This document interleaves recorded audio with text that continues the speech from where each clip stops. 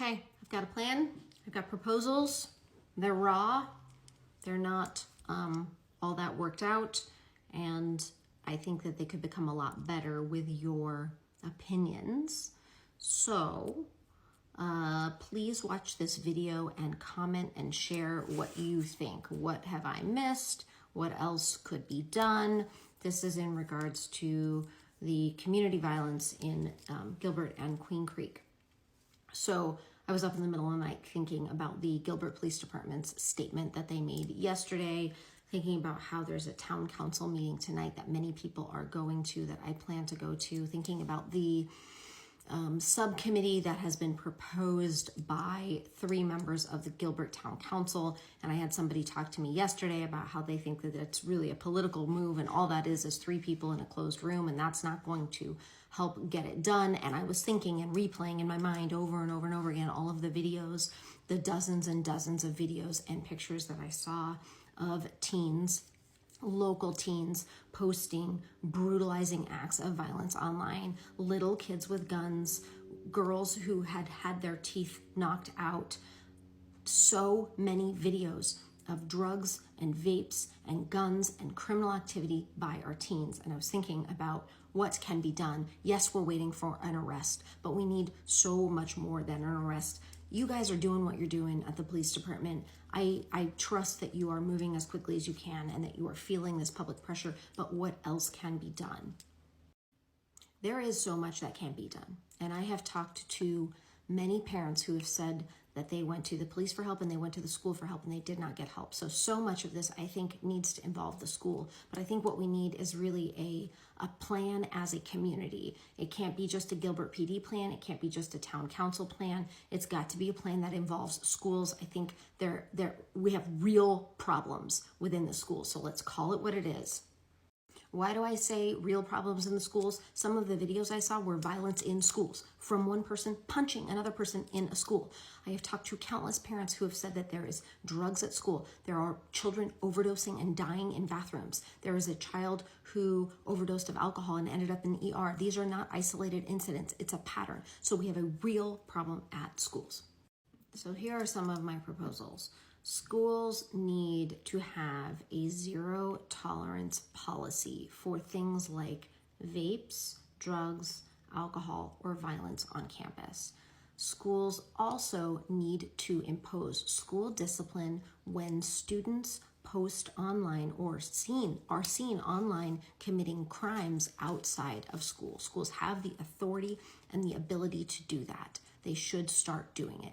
My suggestion is it would not be suspensions, it would be in-school suspension. You would be in a room with a teacher doing your work. It would be uncomfortable. We want it to be uncomfortable if it doesn't rise to the level where somebody should be expelled.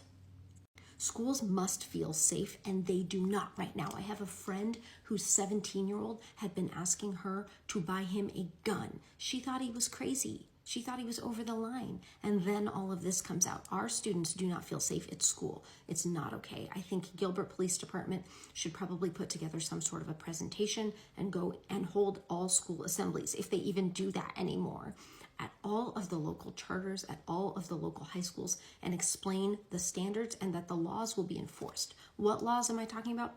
We have curfews. We have curfews for children who are under 16, and we have curfews for children who are under 18. We should start enforcing those. We have laws against teens riding around on motorized scooters in big groups, but we don't enforce those.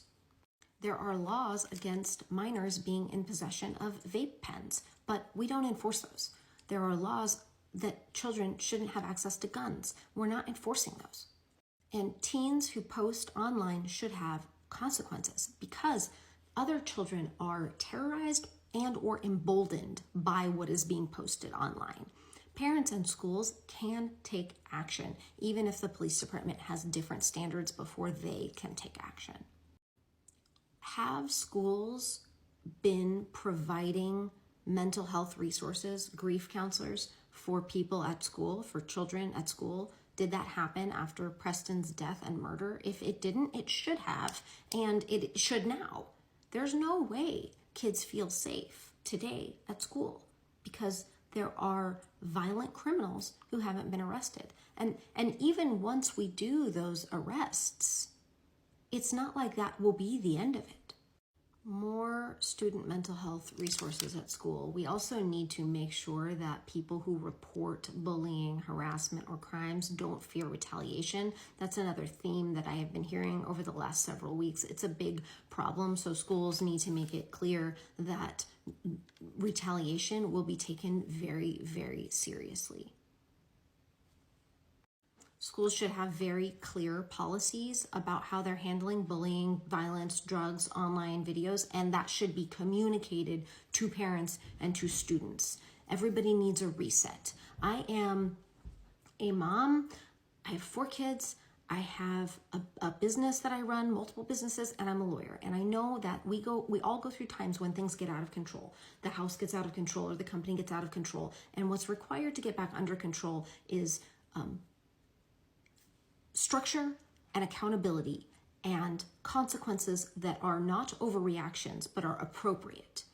And it's very important as a leader that you communicate, hey, here's what's gone wrong, here's what we're doing moving forward, here's the expectations, and then you enforce them.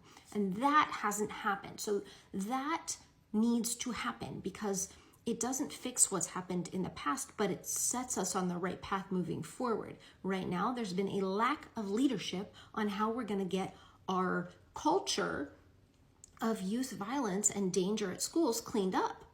I don't know what role the proposed subcommittee has, but if it's just 3 people meeting on their own with a special focus on this issue, that is not going to be enough. It has got to be part of a larger plan. So these are my ideas as an amateur who doesn't really have anything to do with, who doesn't know how to run schools or fix communities in crisis. So many of you probably have a lot more information and a lot more ideas than I do. Put them out there. I believe that our community is listening. I think that Gilbert leadership is listening. I think Queen Creek leadership is listening, and I want to know, what are your ideas? How do we move forward?